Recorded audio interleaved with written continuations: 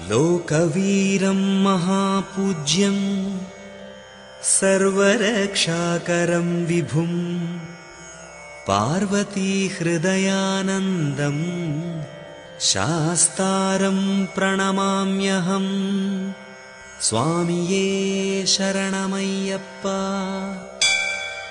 विप्रपूज्यं विश्ववन्द्यं विष्णुशम्भोः प्रियं सुतं क्षिप्रप्रसादनिरतं शास्तारं प्रणमाम्यहम्।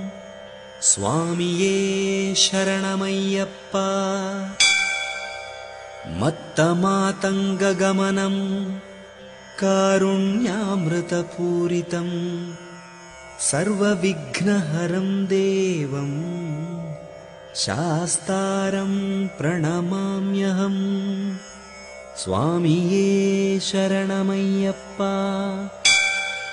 अस्मत्कुलेश्वरं देवं अस्मच्छत्रुविनाशनम् अस्मदिष्टप्रदातारं शास्तारं प्रणमाम्यहम्। स्वामिये शरणमय्यप्पा। पाण्ड्येशवंशतिलकं केरळे केळिविग्रहम् आर्तत्राणपरं देवं शास्तारं प्रणमाम्यहम्। स्वामिये शरणमय्यप्पा।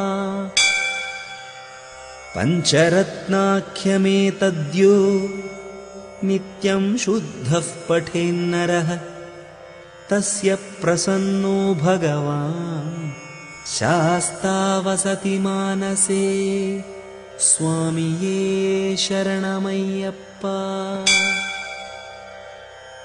शबरिगिरिनिवासं शान्तहृत्पद्महंसं शशिरुचिमृदुहासं श्यामलाम्बोधभासं कलितरिपुनिरासं कान्तमुत्तुङ्गनासं नतिनुतिपरदासं नौमि पिञ्चावतंसम्। स्वामिये शरणमय्यप्पा। शबरिगिरिनिशान्तं शङ्खकुन्देन्दुदन्तं शमधनहृदिभान्तं शत्रुपालीकृतान्तं सरसिजरिपुकान्तं सानुकम्पेक्षणान्तं कृतनुतविपदन्तं कीर्तयेऽहं नितान्तम्। स्वामिये शरणमय्यप्पा।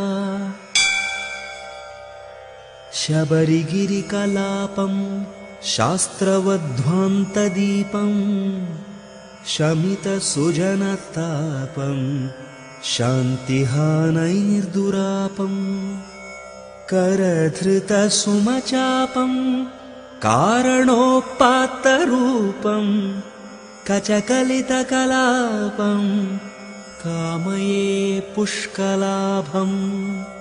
स्वामिये शरणमय्यप्पा।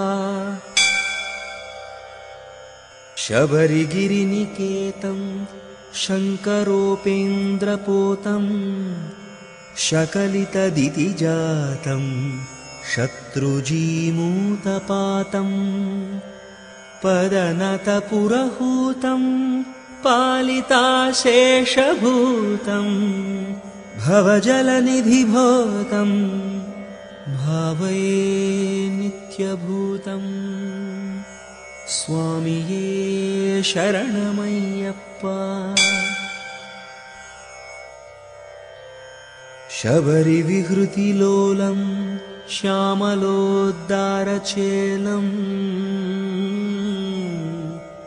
शतमखरिपुकालं सर्ववैकुण्ठबालं नतजनसुरजालं नाकिलोकानुकूलं नवमयमणिमालं नौमि निःशेषमूलम्। स्वामिये शरणमय्यप्पा शबरिगिरिकुटीरं शत्रुसङ्घातघोरम् षठगिरिशतधारं शष्पितेन्द्रादिशूरम् हरिगिरीशकुमारं हारिकेयूरहारम्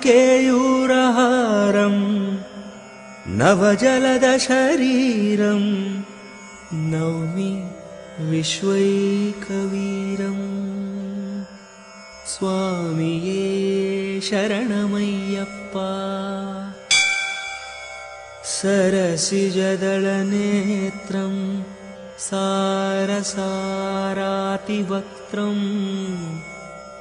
सजलजलधगात्रं सान्द्रकारुण्यपात्रं सहतनयकलत्रं साम्बगोविन्दपुत्रं सकलविबुधमित्रं सन्नमामः पवित्रम् स्वामिये शरणमय्यप्पा।